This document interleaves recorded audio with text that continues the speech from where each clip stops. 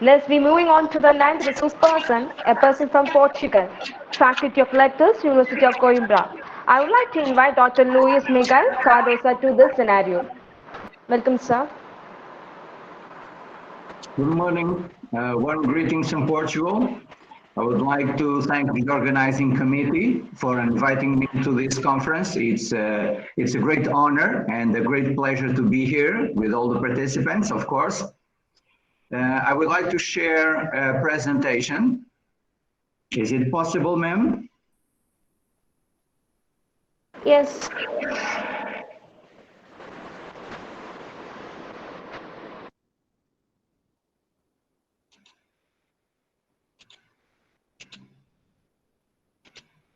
Can you please confirm that is visible, please? Yes, sir, it's visible, sir. Okay, thank you. So, my dear colleagues and my dear friends, we are now facing huge challenges in education, mainly due to the COVID-19 crisis.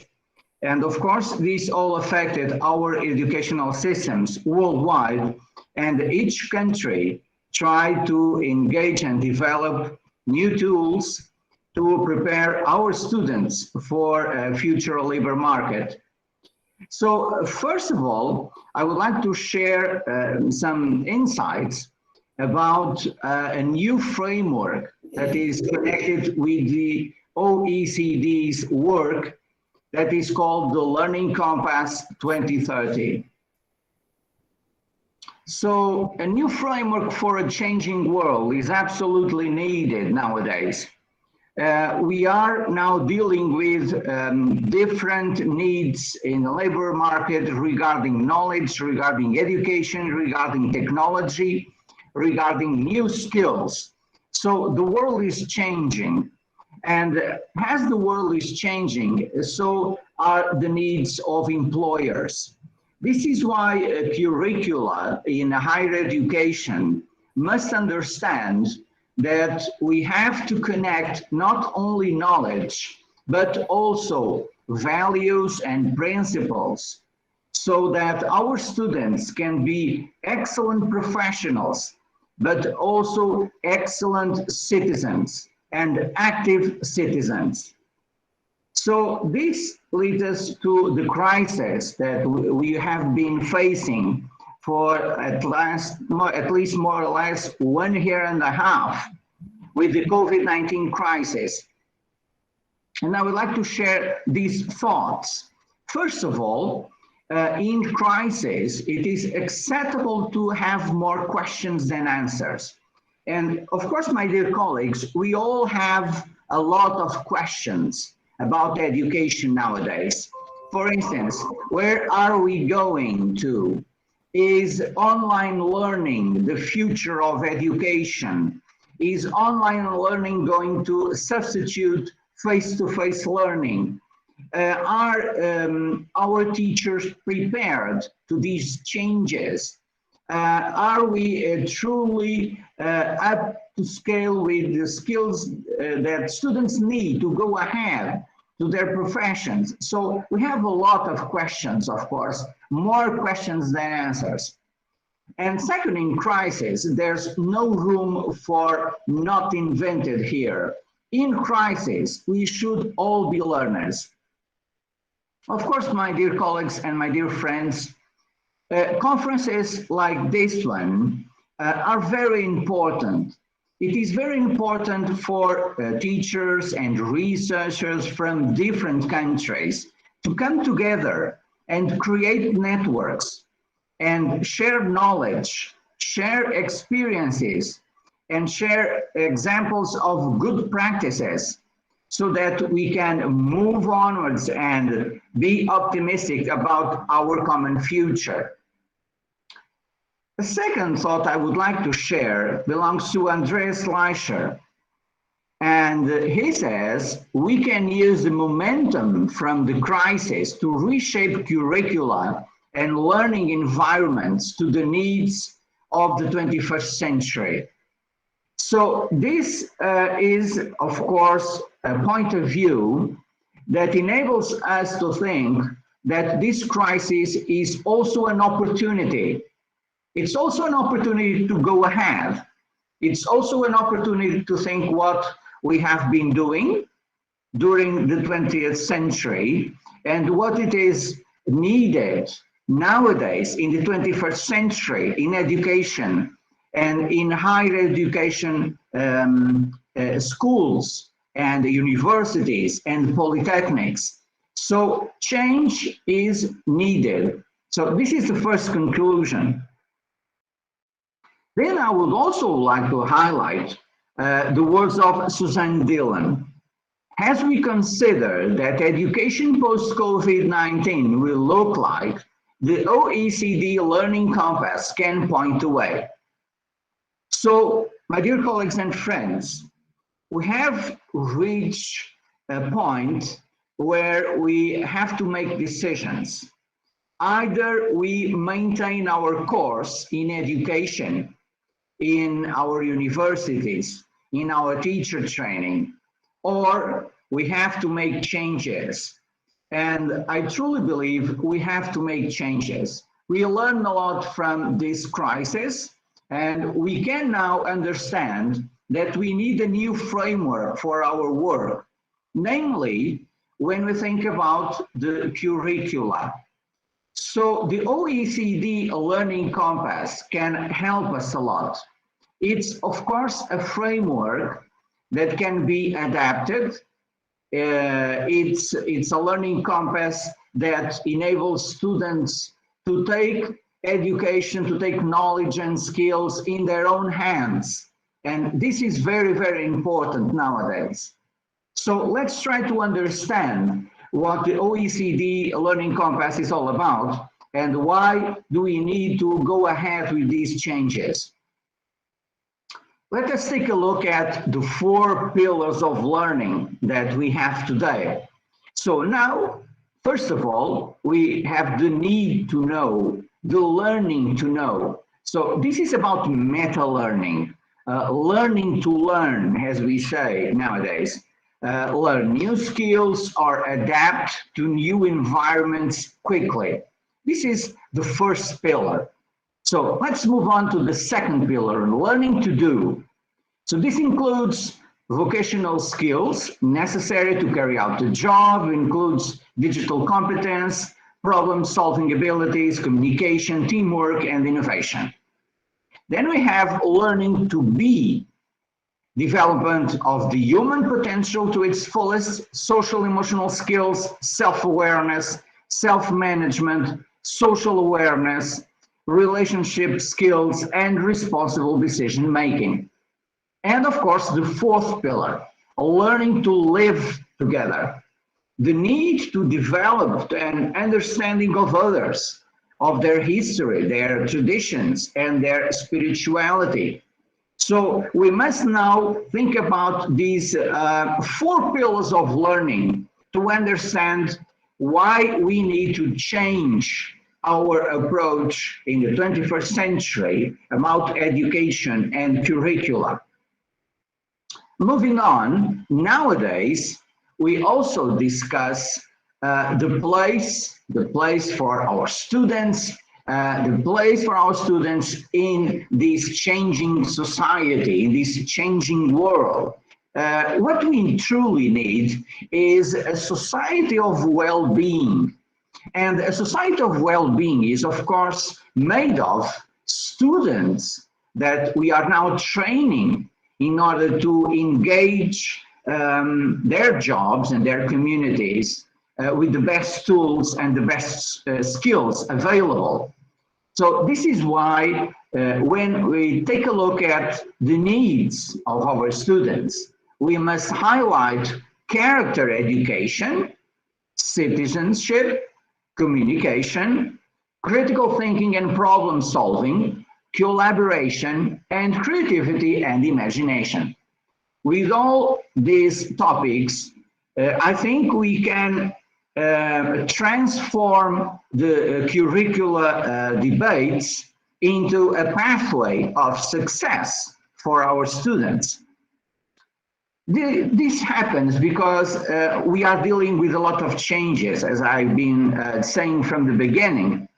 And the changes, of course, include the so-called the 21st century skills that are connected with some skills of the 20th century, of course, but have revealed new needs from the labor market, from the employers.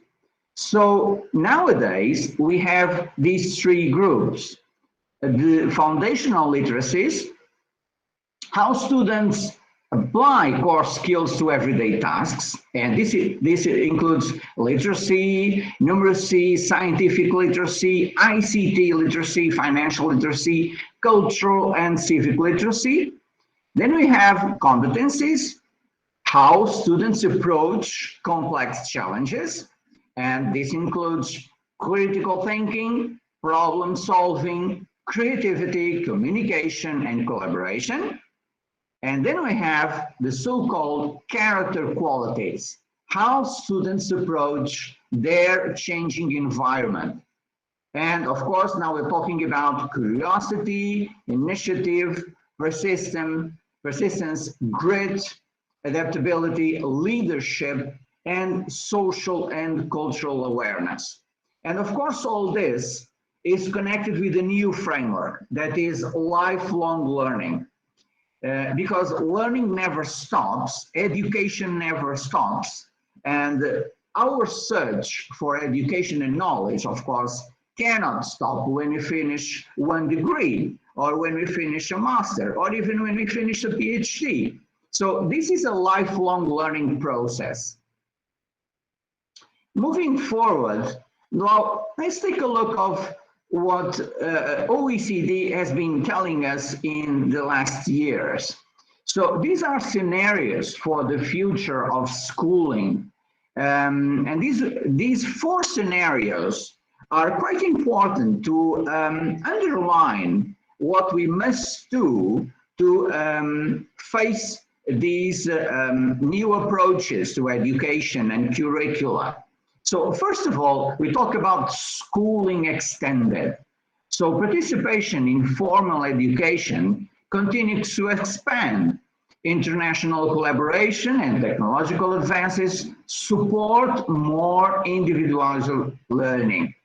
The structures and processes of schooling remain, of course, but we are now truly connected worldwide. This conference is a great example of all this, because we come from different countries, and now we can meet through technology in order to share our points of view. Then second, education outsourced. So traditional schooling systems break down as society becomes more directly involved in educating its citizens. Learning takes place through more diverse, privatized, and flexible arrangements with digital technology as a key driver. And I would like to highlight that digital technology is a key driver for the 21st century, and we must be prepared for this. We, teachers, students, researchers, must have the proper skills to go ahead and meet this digital technology challenge. Third, schools has learning hubs. So schools remain, but diversity and experimentation have become the norm. Opening the school walls connects schools to their communities, favoring ever-changing forms of learning, civic engagement, and social innovation. So, my friends, of course, we continue to have universities and polytechnics and schools, but now we have a different type of walls. Our walls are transparent, and transparency is being built by technology.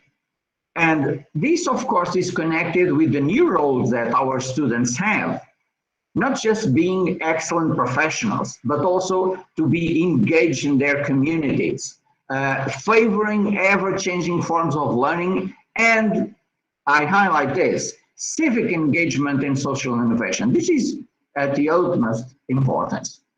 And for learn as you go, education takes place everywhere, anytime nowadays. distinctions between formal and informal learning are no longer valid as society turns itself entirely to the power of the machine.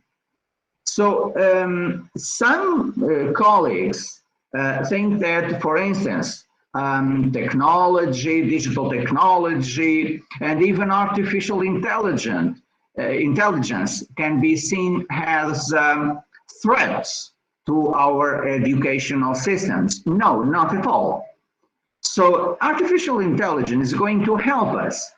Artificial intelligence will not substitute teachers. Artificial intelligence will help teachers to go ahead and to give new tools and new approaches to our students. So we must embrace artificial intelligence without fear. AI is going to help us, and I highlight this: AI is not going to substitute teachers, not at all.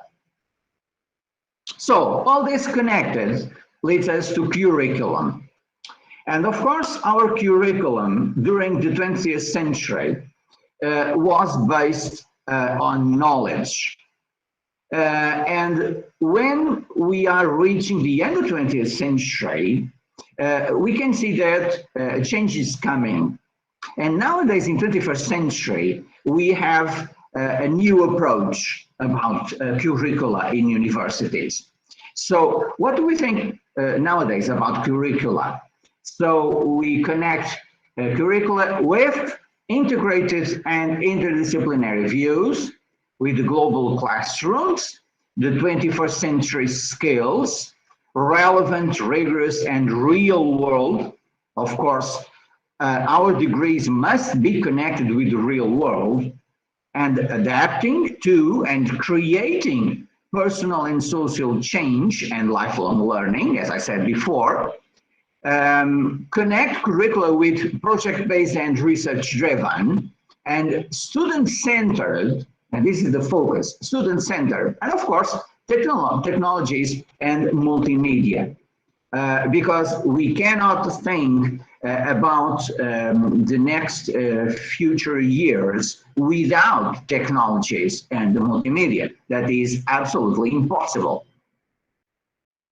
So now we reach the so-called Learning Compass 2030. So we discussed so far some of the challenges of education for the 21st century. And now we need to understand that a lot has been happening in UNESCO, in the OECD, in the World Economic Forum, in the World Bank.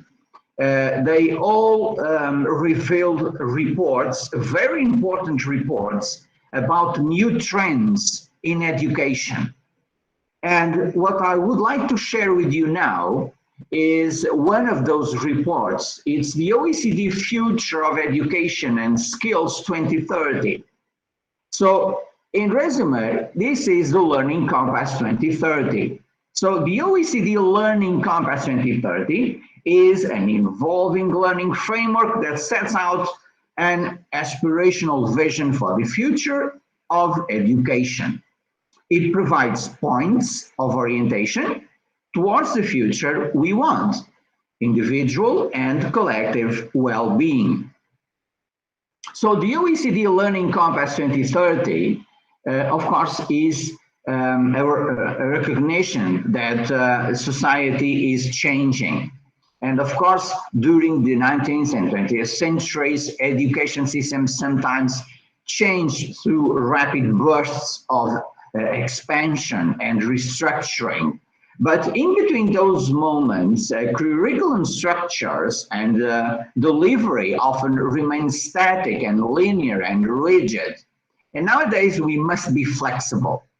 So now in the face of deep and widespread changes that are transforming our world and disrupting the institutional status quo in many sectors, there is a growing recognition of the need to rethink the goals of education and the competence students need to thrive. So global trends like digitalization and climate change and advances in artificial intelligence, to name just three, pose fundamental challenges to both the goals and the methods of education. So in 2015, the Education Policy Committee of the OECD agreed to launch the OECD Future of Education and Skills 2030 project as an opportunity to step back, explore the longer-term challenges facing education, and help make the process of curriculum design and development more evidence-based and systematic. The aim of the project is to help countries find answers for two far-reaching questions. First of all, what knowledge, skills, attitudes, and values will today's students need to thrive and shape their world? And second, how can instructional systems develop these knowledge, skills, attitudes, and values effectively?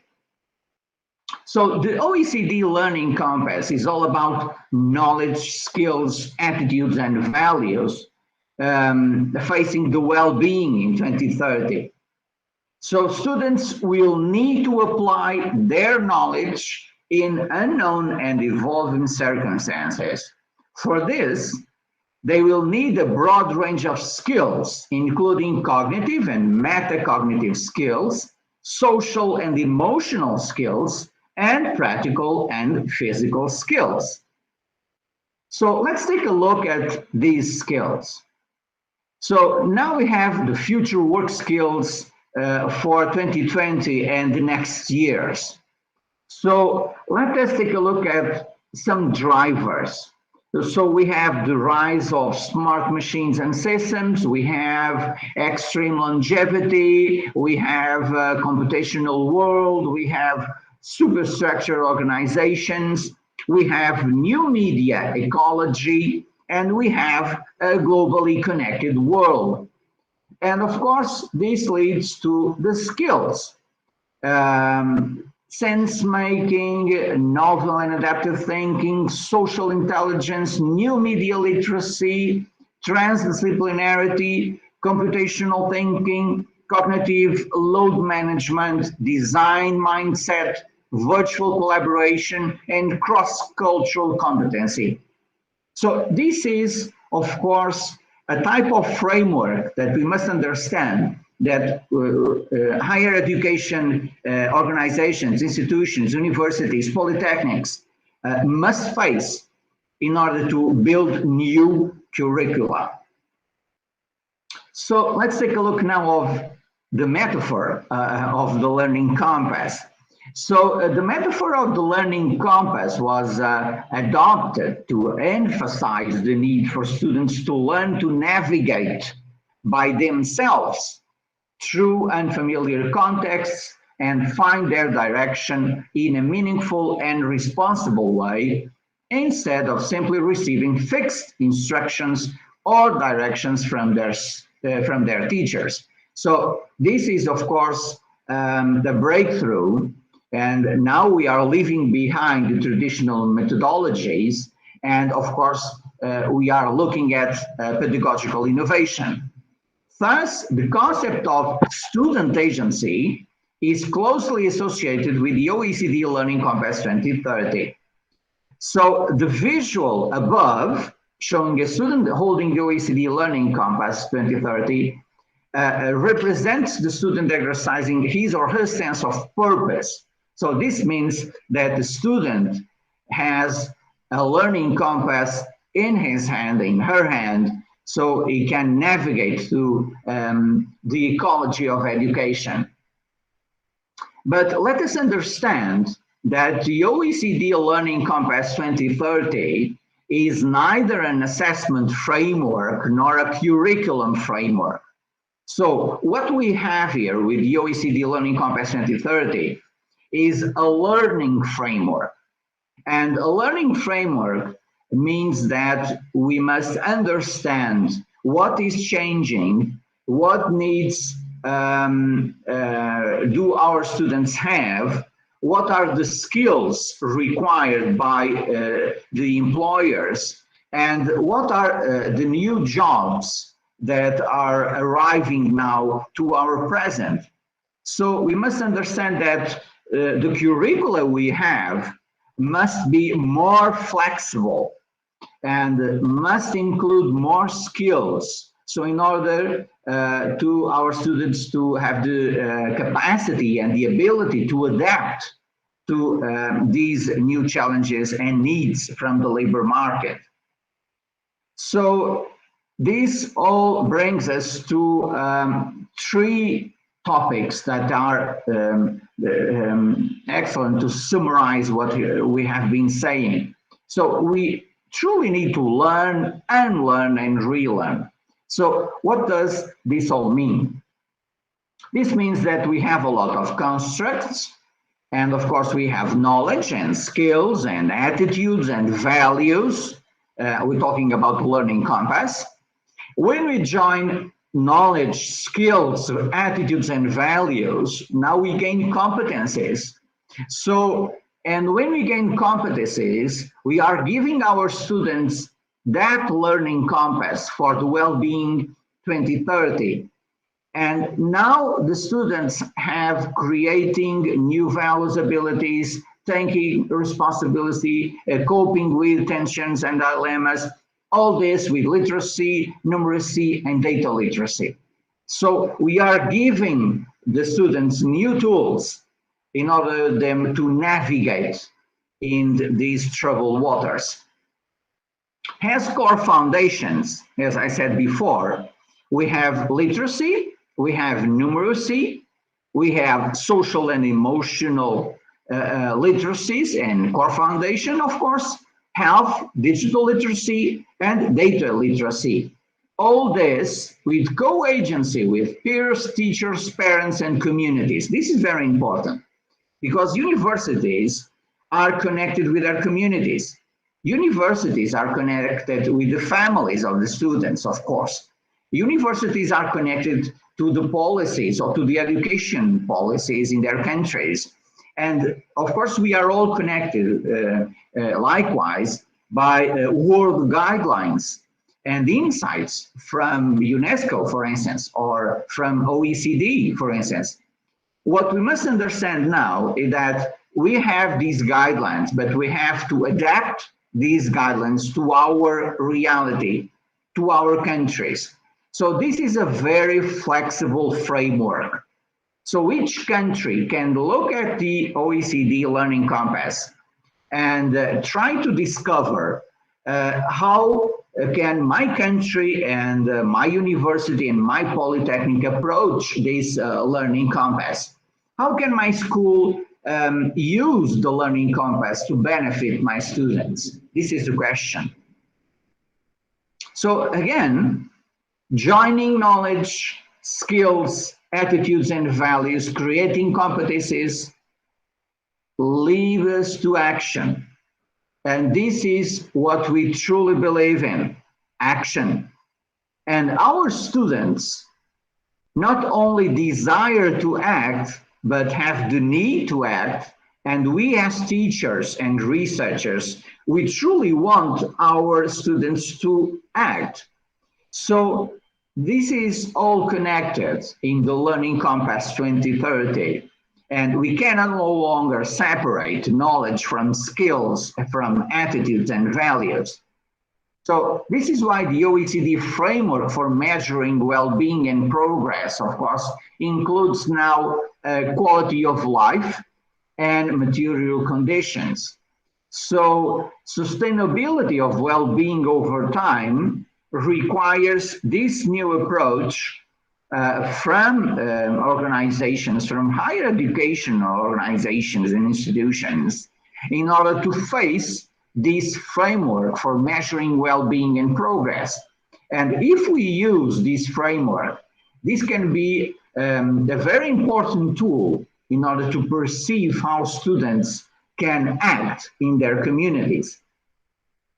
So moving forward, and moving to our last framework, I would also like to share some ideas by Andreas Schleicher about schools for 21st century learners. And this, of course, is connected with the concept of strong leaders, confident teachers, innovative approaches. First of all, one of the key lessons from the COVID-19 pandemics is that teachers are absolutely vital in our educational systems. So no technology can replace teachers. No artificial intelligence can replace teachers. Second, we need innovative approaches in order to deal with crisis. For instance, for this COVID-19 crisis, even the most developed countries were not prepared, 100% prepared for this crisis. So innovative approaches are needed. And of course, this also represents a huge task for our leaders. So that's why we need strong leaders with foresight and this perspective of innovative approaches. And the whole process is about learning to learn. And now we focus on teachers. And of course, teachers make learning central and encourage engagement and be where learners come to understand themselves as learners. And teachers ensure that learning is social and often collaborative, are highly attuned to learners' motivation and the importance of emotions. And of course, teachers have to be active in all these dimensions, fields, and topics in order to engage with students in the right path towards citizenship, active citizenship. So this is why we need not only pedagogical changes, we also need to get new results connected with these changes.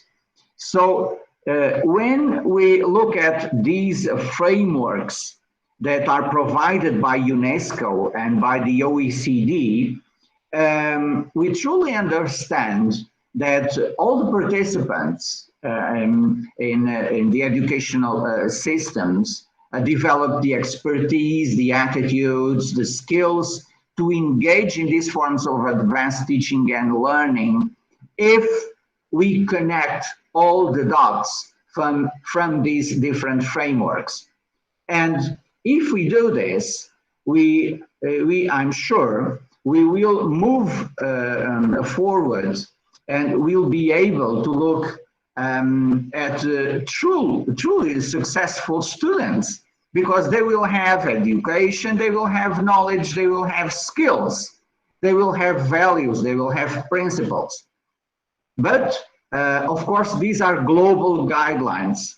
As I said before, we must be flexible, and those guidelines must also be flexible. So each country has the ability to adapt their educational system to these guidelines. Conclusions, my dear colleagues and my dear friends, I would like to share with you this quote by Alvin Toffler. The illiterate of the 21st century will not be those who cannot read and write, but those who cannot learn, unlearn, and relearn. And these wise words by Alvin Toffler summarize all these needs that we have been discussing. The needs for a new framework, the needs for a flexible curriculum in higher education, the needs to connect knowledge, skills, values, and principles. And of course, my last messages are as follows. First of all, we are all connected, dear colleagues and friends. As the COVID-19 crisis showed us, we must be together. We must think together. We must share our best practices. We must be connected with all these best practices. We must have solidarity. We must help one another. And second, all this is in our hands. And the Learning Compass 2030 is now in our hands. So we have some new tools, we have some new ideas, we have some new insights. We can move to a different approach about curriculum. And if we do so, I honestly think that we can give our students a better future with a better education, better knowledge, better technology, better skills. And connecting all this, I honestly think that our students can navigate through the labor market, through these troubled oceans of uncertainty with hope and understanding that higher education gave them the knowledge and the skills that they will use for their future endeavors. Thank you so much for listening to my presentation. And of course, if you have any question, I'll be more than willing to answer them. Thank you.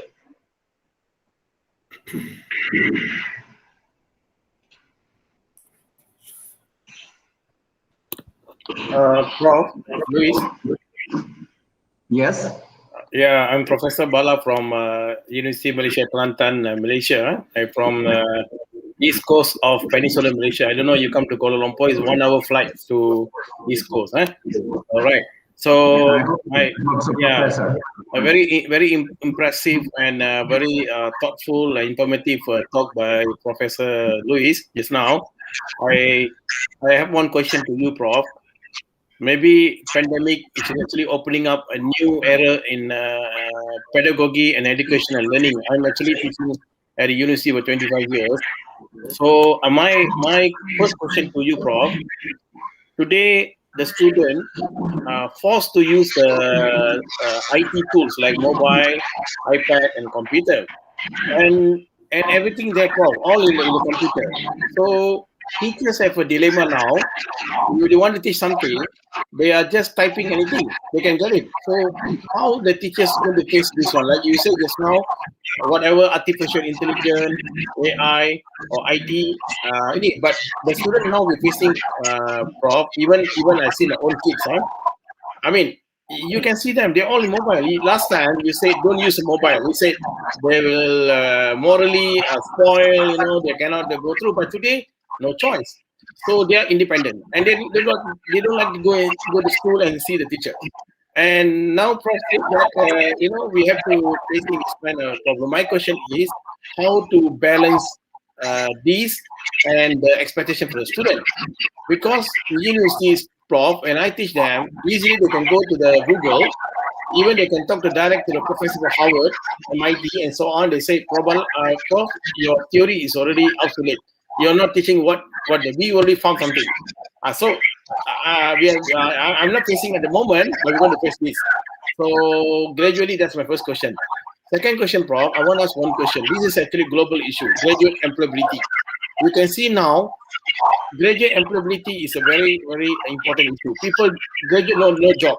They have a higher education, they got the best degree, they come to the workforce, and they say, you don't have skill, you don't have experience. So it's actually a global issue now. And my question is, how to create a citizen of the world? That means our graduate is no border. They can come to Portugal, they can come to Malaysia, they can come to Hawaii, our United Nations, OECD, or UNESCO. Why do we open up the mindset to sit together, to opening up the what they call the labor force to flow everywhere? Because this is already, people can work from, like Prof, I can work from here to in America. America can hire me, I can teach, and Prof, I can hire you. You can come teach my university. You already come. You just go on like what we do now. You can teach. So I think Prof, future research, look at this, advising the policy makers around the world to think about this, Prof. So I think the right channel in UNESCO must sit down and so this is my comment and also question for you, Prof. Thank you, Prof. Thank you, Professor. Very important topics that you mentioned, very important questions. I will try to summarize some key ideas. First of all, I'm going to quote and use your own words, Professor. We have no choice about technology, about ICT, about artificial intelligence.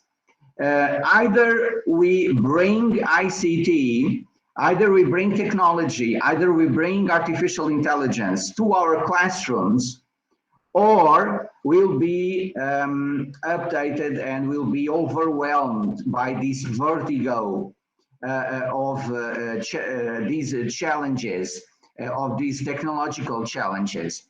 So we cannot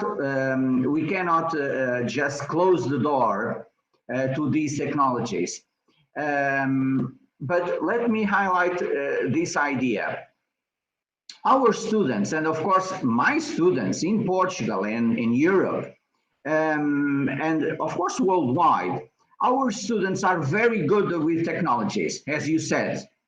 Our students are very good at using Google, for instance. Our students are very good at using smartphones, are very good at using laptops and smartphones and other devices. This is excellent, but this is connected with a huge change, because teachers are no longer knowledge providers. We are now guiders. We are now leaders of thought. We are now connecting them. We are now teaching them how to search, because they know how to search, but they do not have the skills to understand what they are searching for. And they do not have the skills to understand what is good information and what isn't. They don't have the skills to separate what is, for instance, a good project from a project that doesn't have quality. They do not have the understanding, the knowledge to separate what is very important for your class, professor, because they go to Google and they can say, oh, I found this paper, for instance, and this paper is about something you mentioned in last class, and now we have here a different theory. Of course, yes, sure, of course, because everything is changing, of course, and education is always changing, research is always changing, happily for us. But what we must understand is that we have to tell the students, okay, so you found out about this new paper. Did you understand this paper? What is this paper about?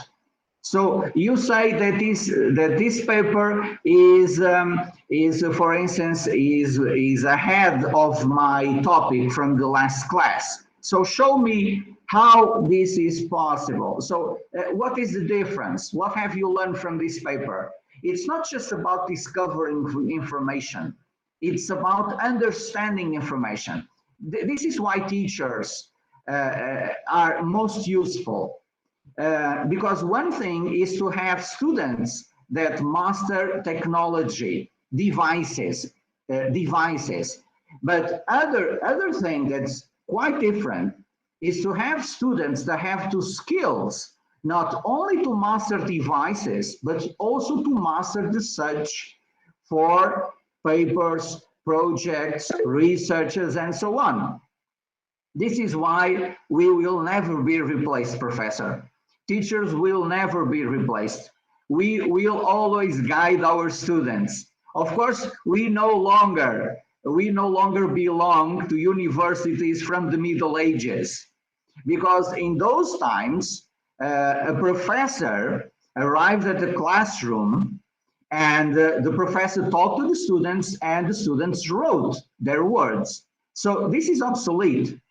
So nowadays, teachers have to guide the students in order to discover what is needed to go ahead.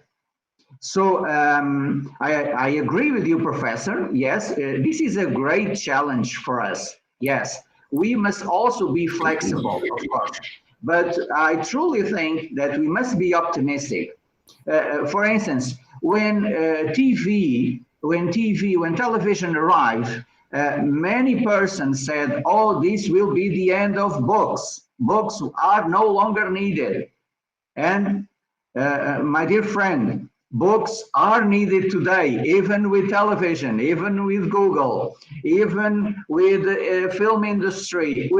We need books. And of course, we have digital books. Yes, we have digital books, and our students can learn from digital books. But nothing substitutes the touch of the paper, the discovery of reading.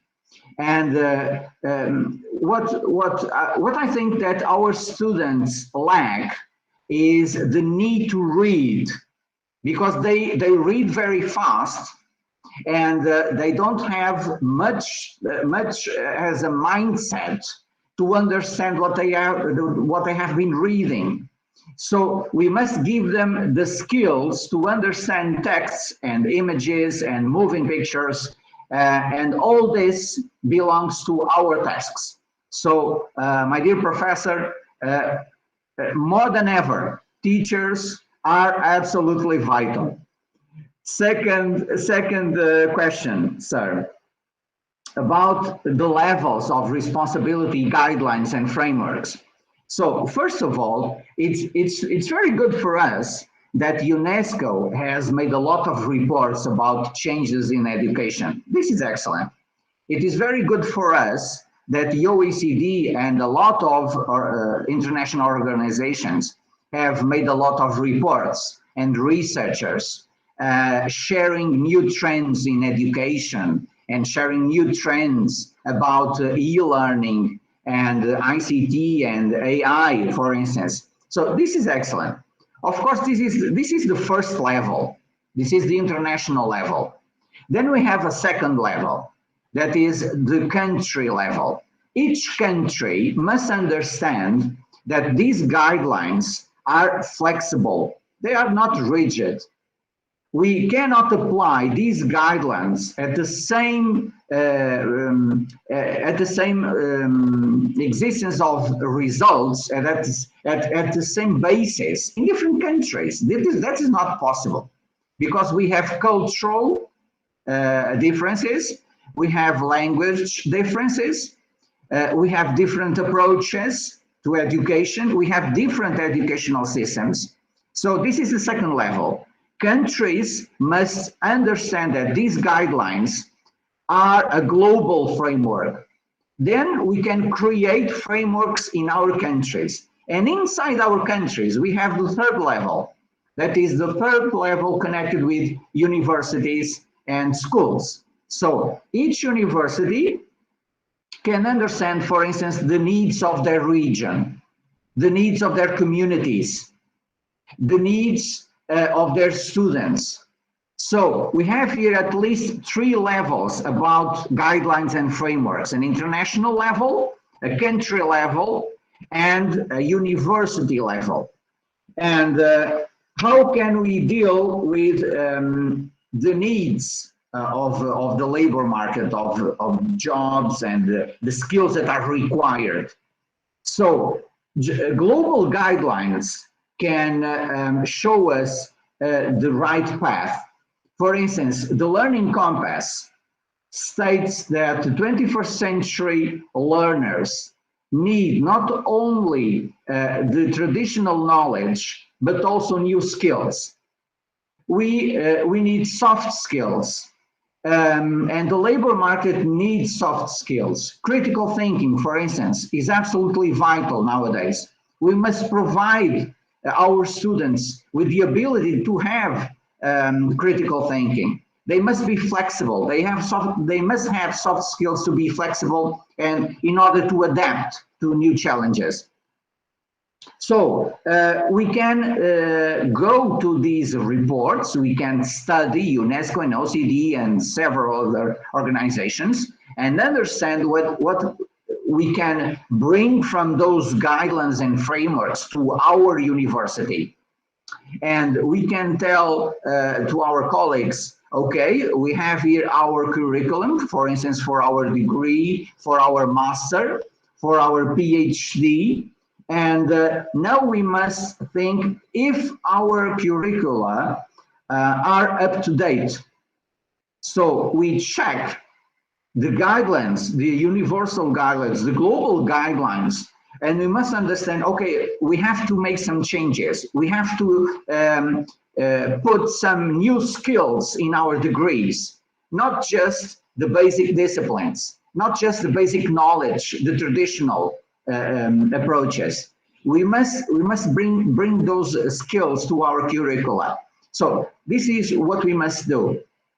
And of course, this is a process that does not end when we get to the end of the degree. This is a lifelong learning process.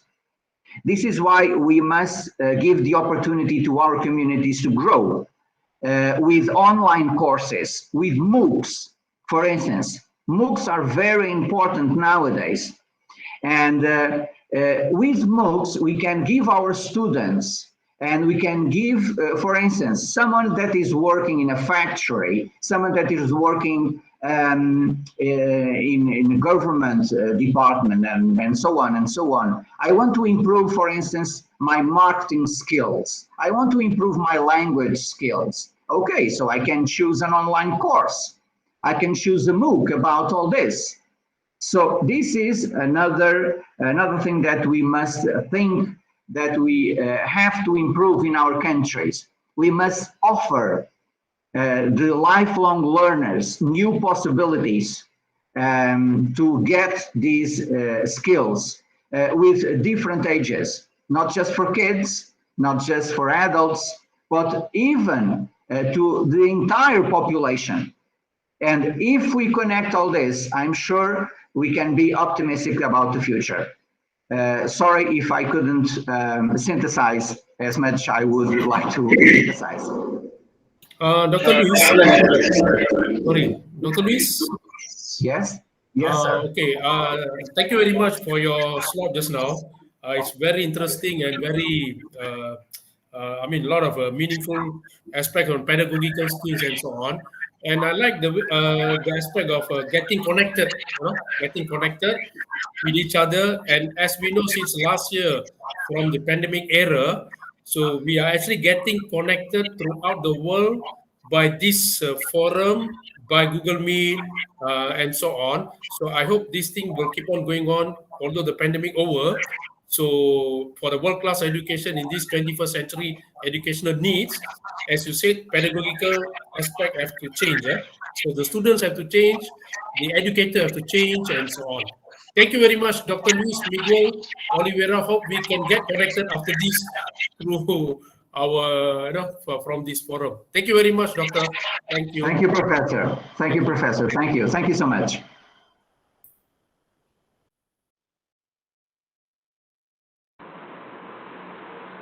So thank you so much, sir, for explaining about the 4 pillars of learning in your topic, a new framework for curriculum design, the Learning Compass 2030.